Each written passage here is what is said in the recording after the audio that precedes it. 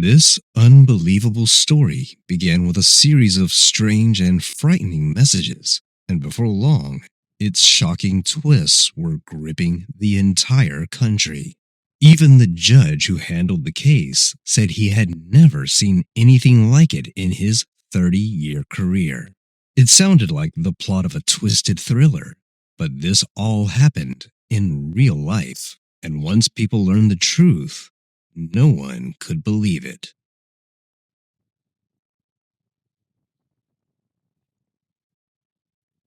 Michelle Hadley was born on December 10th, 1986, in California. She was the oldest child in her family, and she had a quiet, calm personality. Michelle was fairly shy and preferred spending most of her time with her loved ones. At the same time, she was very driven and took her education seriously. After finishing school, she went to college in Pennsylvania, where she earned excellent grades and received a scholarship. After getting her degree in history, Michelle returned to California and married the boyfriend she had been with since high school. Over the next few years, she tried working in a few different fields until she eventually landed a position as the manager of the marketing department at an insurance company. So, within just a few years of graduating from college, Michelle had managed to build a solid career, but her personal life wasn't going nearly as well. About 4 years after the wedding, her marriage fell apart, and Michelle found herself on her own again. In the summer of 2013, she decided to sign up for a dating site where she met a man named Ian Diaz. Michelle was 26 at the time, and Ian was 35. He worked as a federal marshal and wanted to start a family. The two of them went out a few times, and before long, their relationship turned serious. About a year and a half later, Ian proposed, and Michelle said yes. They were planning to get married in February 2016, and by that point, they had even bought a condo together in Anaheim. But after the engagement, their relationship began to fall apart, and by the end of 2015, they decided to break up. At the beginning of the following year, Ian met a woman named Angela, and their relationship moved very quickly. Within a month, they were engaged, and just a few weeks after that, Angela told him she was pregnant. So she and Ian decided to get married as soon as possible, partly so Angela could get access to Ian's health insurance. The couple began building a life together and preparing for the baby. But just a few months later, they faced a devastating blow when Angela told Ian she had suffered a miscarriage. Then, only a month after that, she became pregnant again, this time with twins. But even with that happy news, Ian still had one serious problem in front of him. Ever since his breakup with Michelle, the two of them had been locked in a drawn-out dispute over the condo they had bought together. They had taken out a mortgage on it, and even after the breakup, Michelle was still legally tied to the property. She wanted Ian to either refinance the mortgage in his own name or sell the condo, and she threatened to take him to court if he didn't. Michelle hired an attorney, and eventually they agreed to give Ian 6 months to resolve the issue. Over the next few months, Ian applied with different banks, but there was a problem. With his salary as a federal marshal, no bank was willing to approve him for the mortgage on that property. Then, in May, as Michelle's deadline was coming up, she contacted Ian again. And this time, she sent him a very strange message. Along with demanding that he deal with the condo, Michelle wrote, "You told me I was your first love, but you did not treat me like the precious, perfect treasure I am. You have sinned against God, and I want my power back, because it belongs to us, the daughters of God." That message was strange enough on its own, but after that, the situation took a much more frightening turn. Angela began receiving messages on social media and by email from an account using the name Jason Ray, almost the same name as her ex. The messages were full of biblical references. The sender told Angela that Ian did not love her. that he was cheating on her, and that she needed to run from him as fast as she could before he hurt her. The messages also claimed that Ian's true love was Michelle. The sender compared Michelle to Lilith and Angela to Eve, again using biblical imagery. Everything seemed to point to Michelle being behind these disturbing accounts, so Angela replied to one of the messages, addressed her by name, and asked her to leave her alone. But just a few days later, Angela began receiving new emails. This time, they were not just strange and filled with biblical references. They included direct threats. The sender wrote that because Angela had ignored all the warnings, she would have to hurt in order to understand the truth about Ian. He was called Satan and a sinner, someone who would inevitably cause her pain. After that, the threats became even more specific and more frightening. The sender wrote that Angela needed to watch her back and stop sleeping at night. On top of that, they wrote that the daughters of God would take her baby and hurt it. So whoever was writing these messages clearly knew Angela was pregnant, which made the whole situation even more disturbing. In the emails that followed, the sender wrote that Angela deserved a life full of loneliness and torture. And then came the death threats.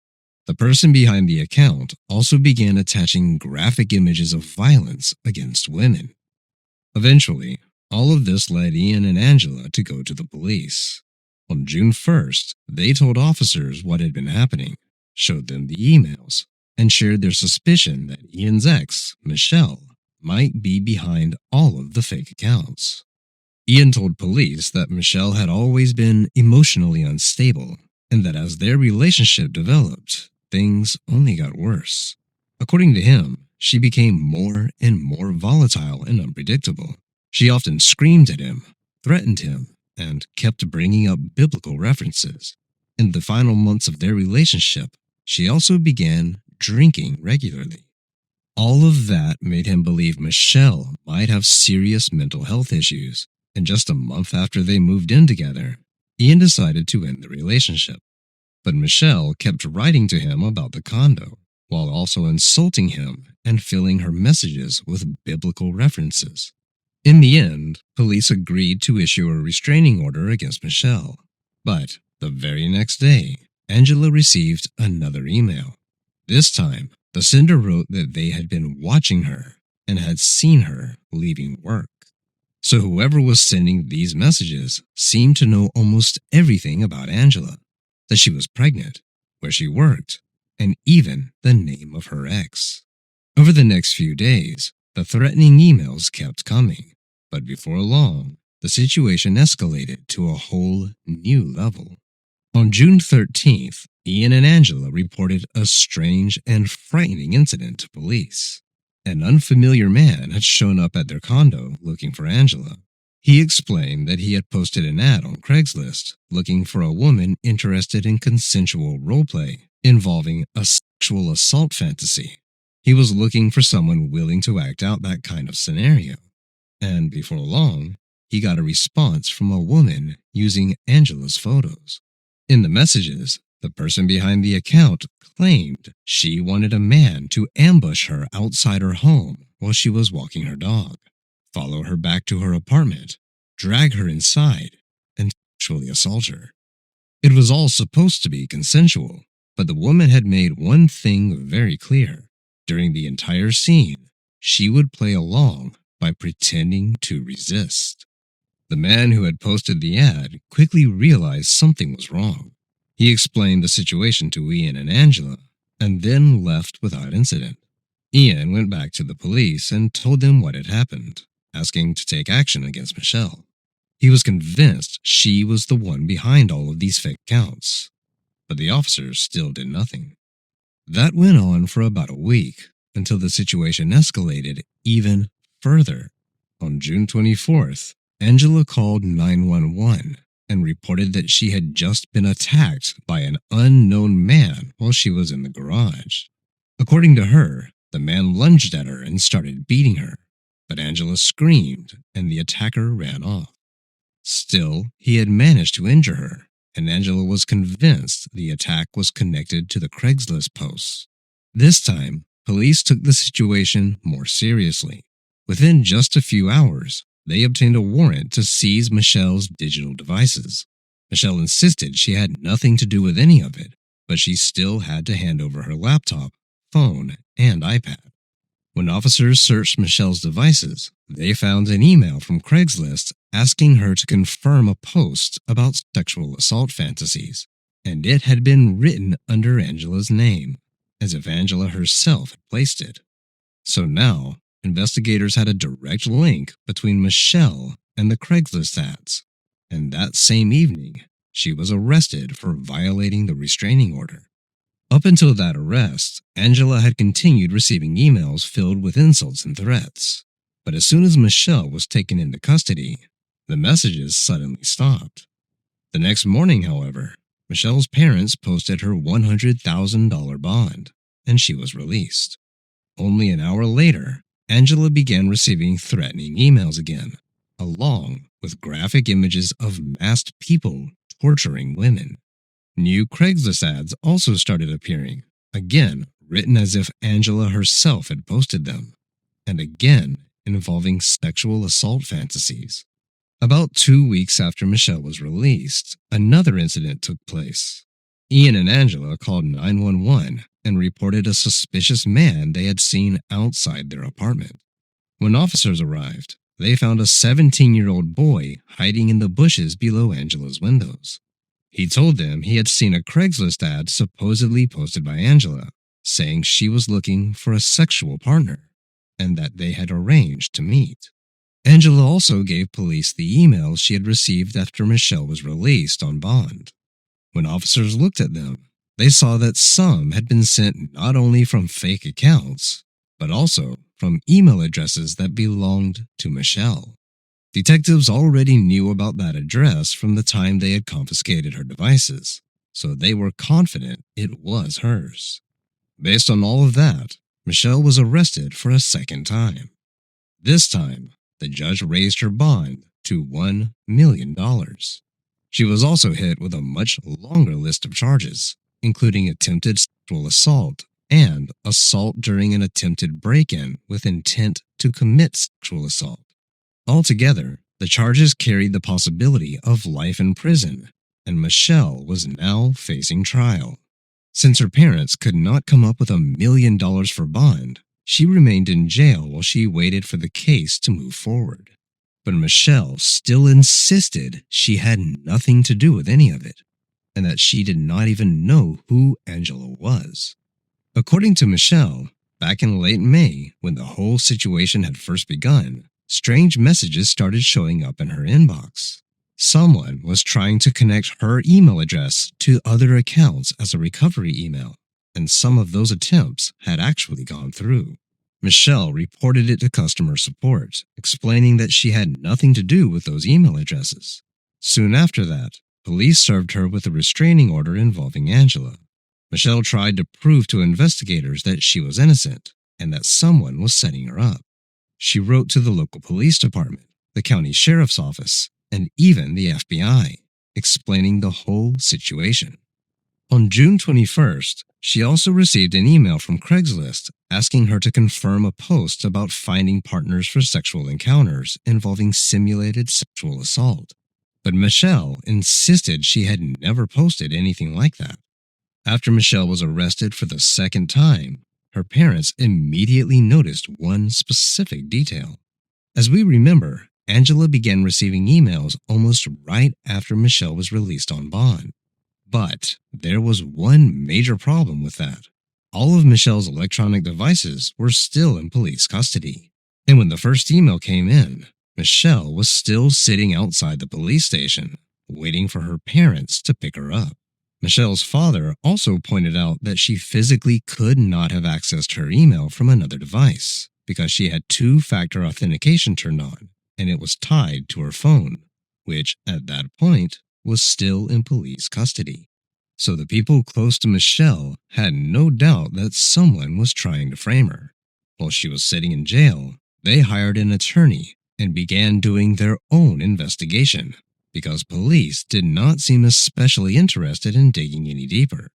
After requesting information about all the emails Angela had received, Michelle's parents began looking at where their daughter had been when each one was sent. And beyond the fact that some of the emails had come in while all of Michelle's devices were confiscated, they found something else. When one of the earliest messages was sent, Michelle had been at college taking an exam, where she clearly could not have been using her phone or laptop. Michelle's attorneys brought all of this information to the judge and asked for her to be released.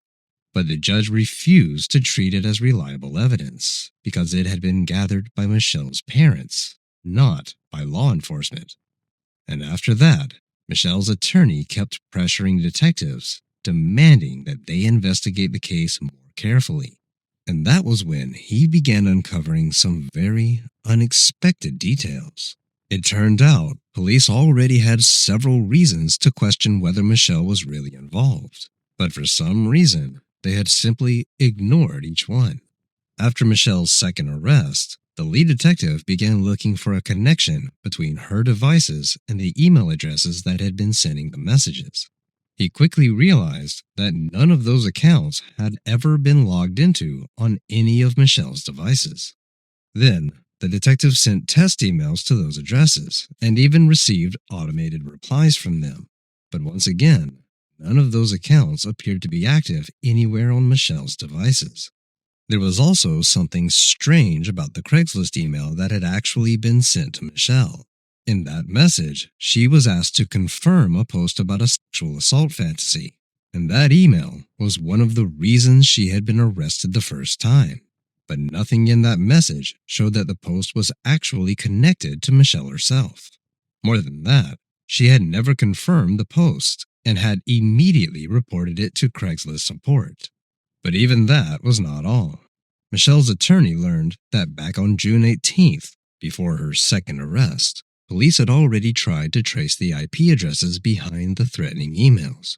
They found that some of the messages had been sent from the apartment where Ian and Angela lived, as well as from Angela's father's house where she sometimes stayed.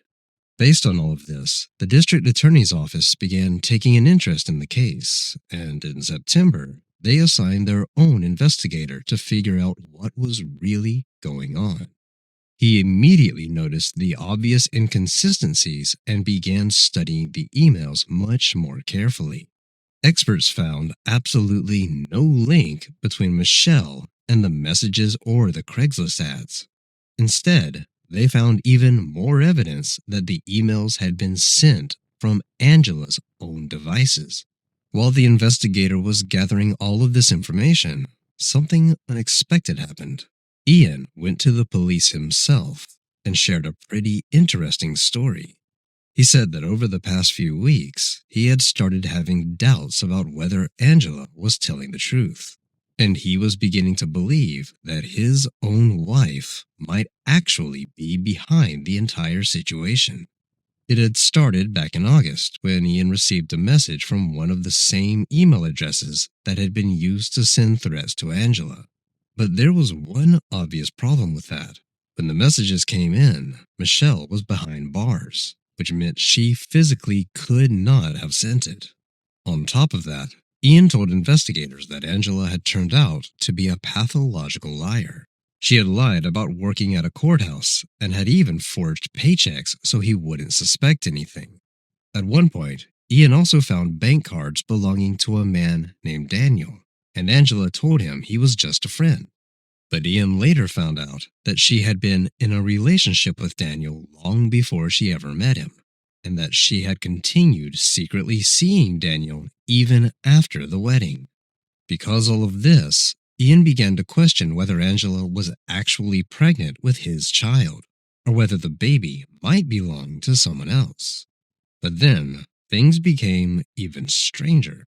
As we remember, Angela had said she was pregnant with twins, but Ian found a stock sonogram template online, one where you could type anyone's personal information. He realized Angela may have simply printed out fake ultrasound images and confronted her about it. but she insisted she had not lied about the pregnancy. The very next day, though, Ian found a box of pregnancy tests in the bathroom.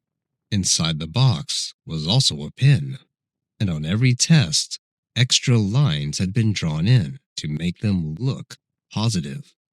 At that point, Ian understood that his entire marriage had been built on lies, and that Angela really could have staged the whole story with the threats. So he decided to file for divorce and tell police everything. For detectives, this became the final piece pointing toward Michelle's innocence, and on October 6, 2016, they decided to release her from jail. By then, she had spent 88 days behind bars, and Michelle later said the experience had been absolute hell. But even after she was released, prosecutors still did not drop the charges. For the next several months, Michelle had to wear a GPS ankle monitor. On top of that, the evidence against Angela was kept quiet. So, in the eyes of the public, Michelle was still seen as unstable and dangerous. The story had received a lot of media coverage, and every outlet had portrayed her as a deranged woman who was willing to hurt her ex's pregnant wife. That continued for several more months, until authorities finally arrested Angela. 3 days later, on January 9th, all charges against Michelle were finally dropped, and police publicly revealed that she had nothing to do with the threatening messages or the Craigslist posts. As they prepared the case against Angela, investigators spoke with her ex, Jason. He said Angela had introduced herself to him as an attorney, and after they had started dating, she claimed she had been diagnosed with cancer. Jason even made changes to the home where he lived with his son, so Angela would be more comfortable there while she was supposedly suffering from the illness and the effects of chemotherapy. Before long, Jason began noticing strange things about her behavior and realized she did not have cancer at all. One of the things that confirmed it for him was that he found the exact same medical images online, the same ones Angela had shown him as if they were her own. Eventually, they broke up, but later, Angela used his name for one of the fake accounts she used to send threats to herself. Preliminary hearings in Angela's case began about 6 months after her arrest. She was facing more than 12 years in prison, but she refused to admit guilt. According to prosecutors, Angela had organized the entire fake harassment campaign to ruin the life of her husband's ex-girlfriend. She used 8 fake accounts, IP masking tools, and different proxy servers to make the messages harder to trace. She also staged the attack that had supposedly been carried out by an unknown man near her home and injured herself to make the story look believable. On top of that, Angela had never actually been pregnant, which became obvious by the time the case moved toward trial. In the prosecutor's view, she had used the fake pregnancy to make police take her reports more seriously. Investigators also found 2 text documents on her computer, where Angela had written out the whole story of threats and harassment. In those documents, she presented herself as the victim and appeared to be planning to sell the rights to the story, taking advantage of all the media attention the case had received. The preliminary hearings lasted 2 months, and throughout that time, Angela showed no signs of remorse. If anything, she often seemed relaxed and even smirked in court. But on October 17th, just a few days before the trial was set to begin, Angela decided to take a plea deal. She admitted that she had been behind the emails and the Craigslist posts, and in exchange, she received 5 years in prison. So, Michelle's name had finally been cleared, but for her, this was only the beginning. Even after Angela went to prison, Michelle immediately made it clear that she would keep fighting until the full truth came out. She had no doubt that Angela was involved, but all along, Michelle believed Angela was only part of what had happened. In her mind, the person truly at the center of it all was one man, Ian. There was a huge amount of evidence against Angela, but prosecutors were never able to give a clear motive for why she would go to such extreme lengths to frame Michelle. The two women did not know each other. Michelle was not a threat to Angela's marriage to Ian, and on the surface, there seemed to be no obvious reason for Angela to do something so elaborate. But according to Michelle, Ian did have a motive, and to her, it was obvious. As we remember, not long before they broke up, Ian and Michelle had bought a condo together. Even though they were not married, both of their names were on the mortgage. On top of that, Michelle was the one who had paid the down payment, which was about $14,000. After the breakup, Ian stayed in the condo, and Michelle moved out. But because her name was on the mortgage, she was still financially tied to it and had to keep making payments. Michelle was obviously not okay with that, so she hired an attorney, and sometime later, she and Ian reached an agreement. He had 6 months to either refinance the mortgage in his own name or sell the condo so they could split the money. The deadline was coming up right around the same time Angela began receiving the threatening messages. So, Michelle believed Ian had come up with the entire scheme, the threats, the harassment, and the intimidation, for one purpose: to discredit her, make her look unstable, and possibly get her sent to jail, which would allow him to stay in the condo.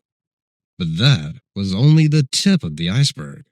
Before long, Michelle began speaking publicly about what her relationship with Ian had really been like, and why it had ended. When they first met, Ian seemed normal, steady, and reliable, but according to Michelle, that changed very quickly. Day by day, he became more controlling, almost as if he were trying to reshape her life around his own desires. He wanted her to dress in more revealing clothes, get piercings, and change different things about herself. He also tried to control where she went and who she talked to. Later, Michelle began to suspect he was tracking her location. Every time she strayed from her usual route between home, school, and work, Ian would call her almost immediately and ask where she was. On top of that, he kept pushing her to quit her job, even though Michelle had a very good position at the company where she worked.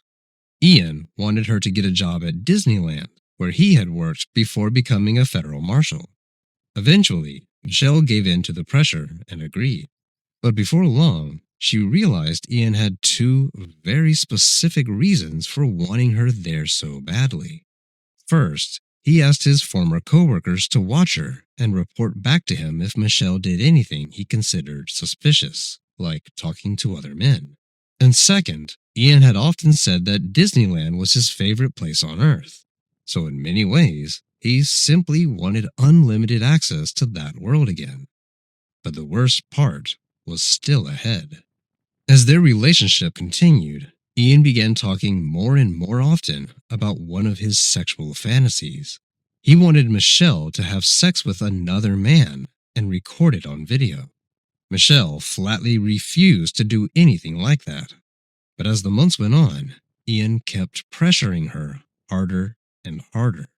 In February 2014, Michelle became seriously ill and had to take strong medication.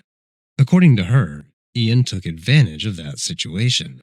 He got her to drink alcohol, found a man on Craigslist who agreed to come to their home, then hid in the closet and filmed as the man was having sex with her. Sometime later, when Michelle fully came to herself, she saw what had happened as sexual assault. But Ian insisted she had agreed to it and told her she had nothing to worry about. He also promised to delete the videos, but later Michelle learned that he never had. All of this had a devastating effect on her. Michelle felt like she was on the edge, and she began drinking more often, trying to drown out the memories of what had happened. And the situation only got worse because Ian continued to control her more and more. Whenever she pushed back or refused to do what he wanted, he threatened her with the same recordings he had promised to delete. Eventually, Michelle couldn't take it anymore.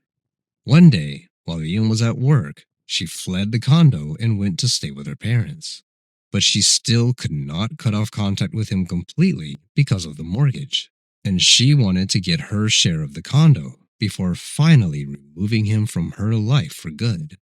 So Michelle believed Angela had only been a participant in this huge scheme, while the person who had created it and carried it out was Ian. But there were several problems with that theory. During the investigation into Angela, detectives did consider the possibility that Ian may have been directly involved in what was happening. But Ian denied it. He insisted he had not known what Angela was doing and even gave investigators evidence showing that when some of the messages were sent, he had been at work. As a result, no charges were filed against him, and Ian continued working as a federal marshal.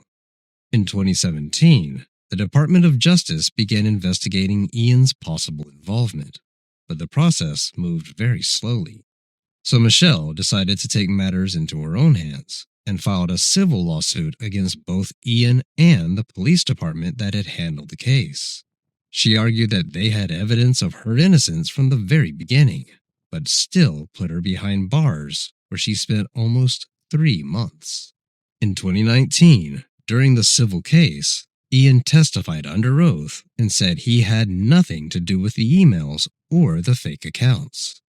At the same time, though, investigators with the Department of Justice were building a serious case against him, and they uncovered quite a few important details. First, they learned that even when Michelle was arrested the first time, detectives already had enough information to raise serious doubts about her involvement. Not only had they found no connection between her devices and the fake accounts, but they had also traced several emails back to the apartment where Ian and Angela lived. And yet, for some reason, they arrested Michelle anyway. As for Ian himself, investigators found plenty of evidence against him too. Back in June 2016, before Michelle's second arrest, Ian had used his personal email to contact one of the men from Craigslist. Writing as if he were Angela, he encouraged the man to come to her home and act out a sexual assault fantasy with her. But even though detectives had that information, they somehow ignored it and arrested Michelle anyway. That same day, Ian logged into Angela's email account from his work computer, even though he later claimed he had never had access to any of her accounts. A few days later, he used his personal phone number to verify one of the consensual sexual assault ads that was meant to draw strange men to their home. And notably, the very next day, Ian deactivated that phone number and got a new one. A few days after that, Ian logged into one of the fake accounts used to send the threats from his work phone. Soon after, he began deleting some of the email accounts and changed his personal phone number again. Finally, investigators also disproved Ian's alibi that he had supposedly been at work when several of the emails were sent. To support that claim, he had shown detectives a card listing his work shifts. But there was one problem. Ian had created that schedule himself, and there was no proof that he had actually been at work during those time periods. So, all of this information had already been available while Michelle was sitting in jail. But, for some unclear reason, detectives simply ignored it.